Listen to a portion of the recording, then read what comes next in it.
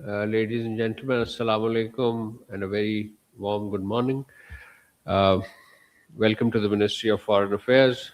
We know we have had a very busy last week, uh, particularly in Islamabad, where we continue to actively pursue our diplomatic efforts for cessation of hostilities in the Middle East, Persian Gulf, and around Iran.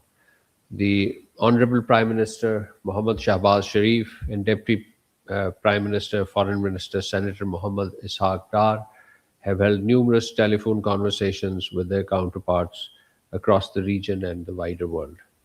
Additionally, the foreign ministers of Pakistan, Saudi Arabia, Turkey, and Egypt met in Islamabad, which our media colleagues extensively covered, and we issued press releases throughout the event.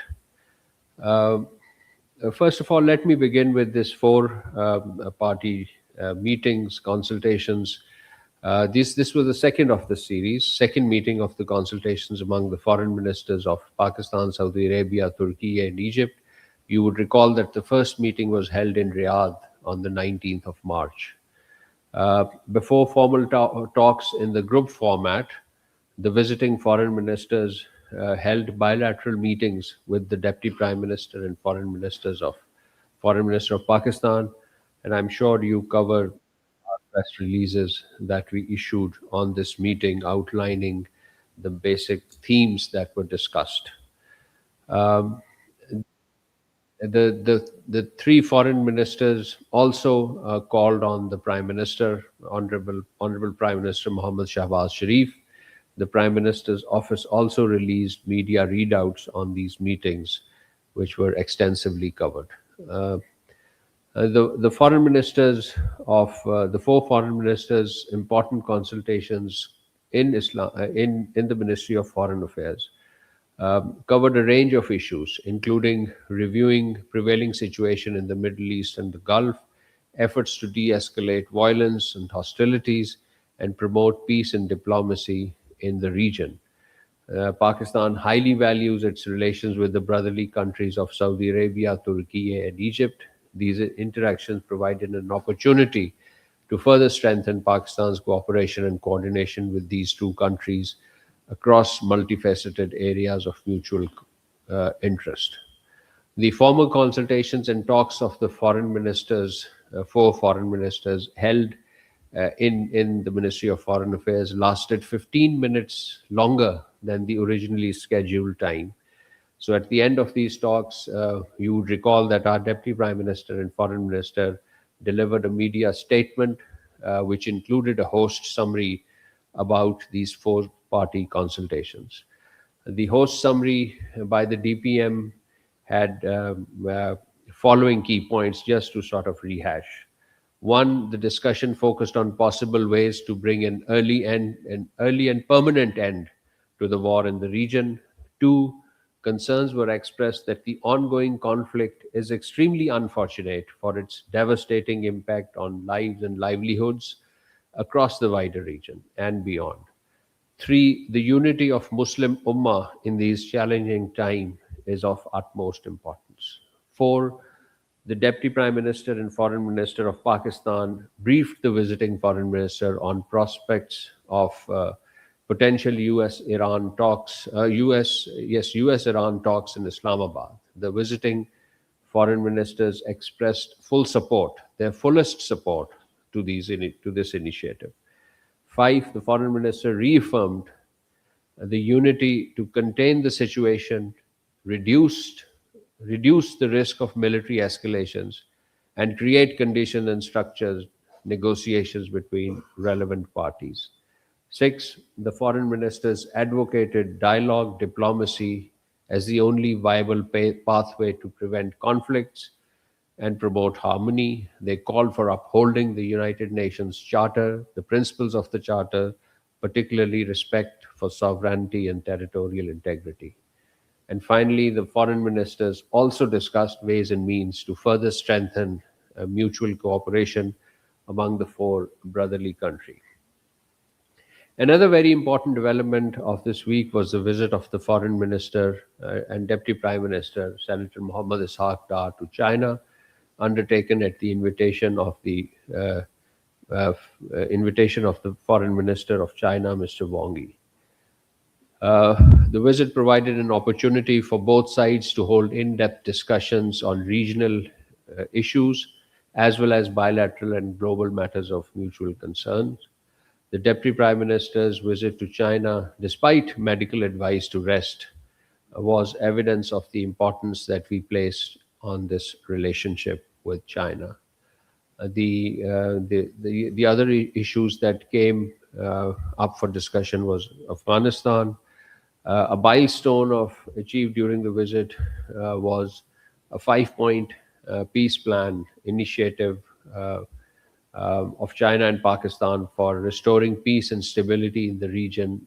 Uh, these 5 points, very briefly, I'm sure you read our readout on this, included immediate cessation of hostilities, uh, call on the and utmost care efforts not to prevent the spread of this conflict, and humanitarian assistance must be allowed to the affected areas. Number two, start of peace talks as soon as possible, strengthening sovereignty, territorial integrity of the relevant countries. Dialogue and diplomacy was the only viable pathway forward, committing to peaceful resolution of disputes and refraining from the use of force or the threat of use of force.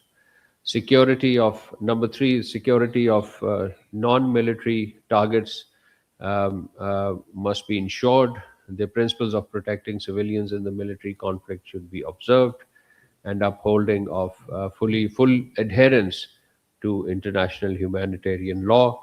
And finally, the primacy of the UN Charter was reaffirmed. Uh, the security of the shipping lanes was also mentioned in these 5 points, including safety of passage of crew members and stranded in the Strait of Hormuz, allow the safe passage of civilians and commercial ships, and restore normal passage through the straits as soon as possible.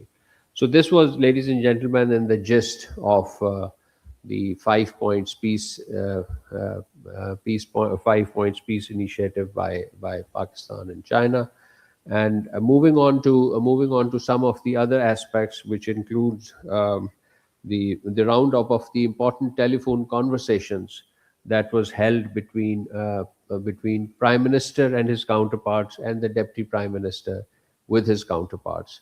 So on 27th March, the Prime Minister of Pakistan, Honorable Prime Minister Muhammad Shahbaz Sharif, received a telephone call from His Highness Sheikh Sabah Al Khalid Al Hamad Al Sabah, the Crown Prince of the State of Kuwait, expressing a strong condemnation of attacks against Kuwait. The Prime Minister also apprised the Kuwaiti leadership of Pakistan's sincere diplomatic efforts to bring an end to the war in the Middle East. While expressing deep appreciation of the Prime Minister's leadership, the Crown Prince of Kuwait fully endorsed Pakistan's efforts for mediation between Iran and the US. He also thanked the Prime Minister for Pakistan's support to Kuwait in the current crisis. The next day, the Prime Minister held an important telephone conversation with His Excellency Dr. Masood Pezeshkian, the President of the Islamic Republic of Iran.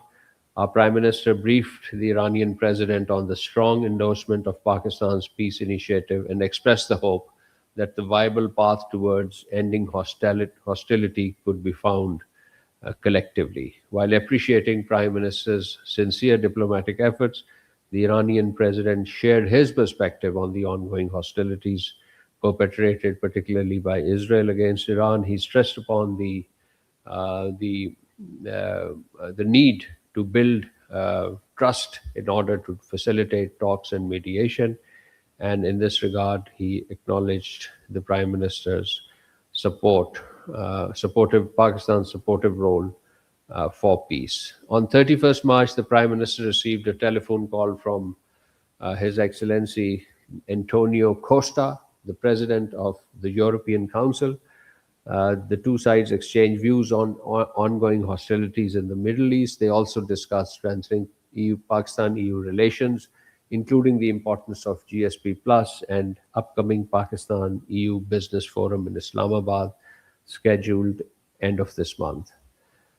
The Deputy Prime Minister and Foreign Minister, Senator Mohammad Ishaq Dar, also held important telephone calls during this week. Very briefly, let me list those. On 27th March, he held the telephone conversation with the Foreign Minister of China and the member of the Political Bureau of the CPC Central Committee, Mr. Wang Yi. The two leaders exchanged views on the evolving regional situation. The Chinese side expressed their deep appreciation for Pakistan's constructive role in promoting de-escalation and conveyed China's support in this regard.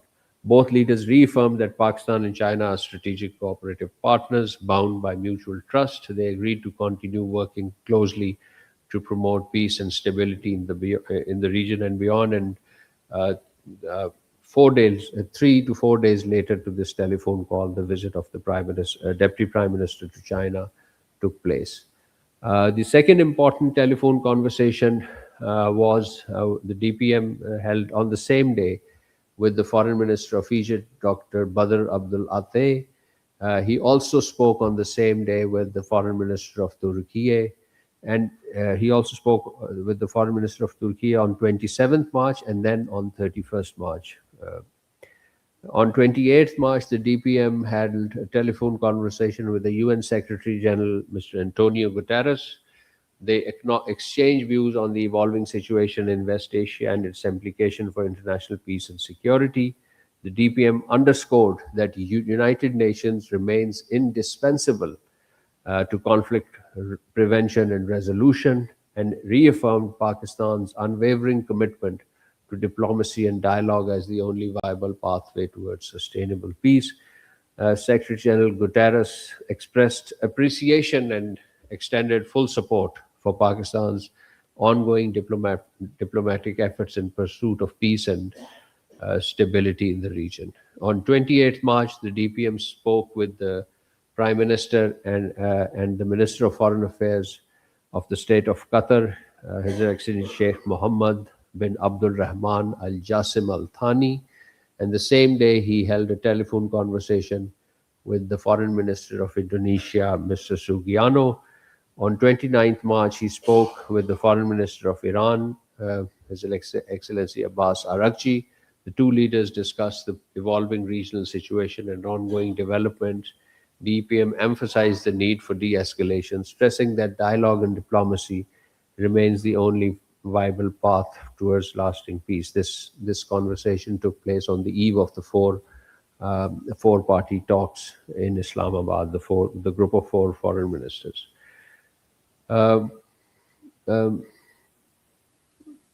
Ladies and gentlemen, through this week, you must have seen an important post by our Deputy Prime Minister allowing that the government of Iran has allowed 20 more ships under Pakistan flag to pass through the Strait of Hormuz. Two ships will cross the strait daily, and he said that this was a welcome development and constructive gesture by Iran, which deserved appreciation. It is a harbinger of peace and will help usher stability in the region. This positive announcement marks the meaningful step forwards towards strengthening our collective efforts in this direction of dialogue, diplomacy, and such confidence building measures are the only way forward. And you must have observed the subsequent appreciation of this gesture and this initiative. Finally, ladies and gentlemen, you must have seen on Tuesday the 8 foreign ministers, that is of Pakistan, Egypt, Jordan, United Arab Emirates, Indonesia, Turkey, Saudi Arabia, and Qatar issued a joint statement condemning and forthrightly rejecting the continued restrictions imposed by Israel on freedom of worship of Christian and Muslims in occupied Jerusalem, including the prevention of Muslim worshippers from accessing Al-Aqsa Mosque, and Haram al Sharif, and the prevention of Latin Patriarch of Jerusalem and the custos of the Holy Land from entering the Church of the Holy Sepulchre to celebrate the Palm Sunday Mass. The foreign minister renewed their condemnation and rejection of any Israel attempts to alter the legal and historical status quo of the Muslims and Christian holy sites in Jerusalem. The ministers reaffirmed their absolute rejection of any legal restrictive measures by Israel against Muslims and Christians in Jerusalem, including preventing Christians from accessing the Church of Holy Sepulchre to perform their religious mass. They stressed the necessity of respecting the legal and historical status quo of Jerusalem and its Muslims and Christian holy sites. Reiterated that Israel, as the occupying power, has no sovereignty over occupied Jerusalem, and underscoring the need to halt all measures that impede worshippers to access these places of worship. The ministers reiterated that the entire area of Al Aqsa Mosque, Al Haram al Sharif, amounting to 144 dunums, is a place of worship exclusively for Muslims in Jerusalem. Endowment and of Al Aqsa Mosque Affairs Department, affiliated with the Jordanian Ministry of Awqaf and Islamic Affairs, is the legal entity with exclusive jurisdiction to administer the affairs of the blessed Al Aqsa Mosque, Al Haram al Sharif, and regulation of entry to this site. They also called on the international community to adopt a very firm, strong position that compels Israel to halt its ongoing violations and illegal practices against Islamic and Christian holy sites in Jerusalem and the violation of the sanctity of these holy places. With this, I conclude my opening remarks, and now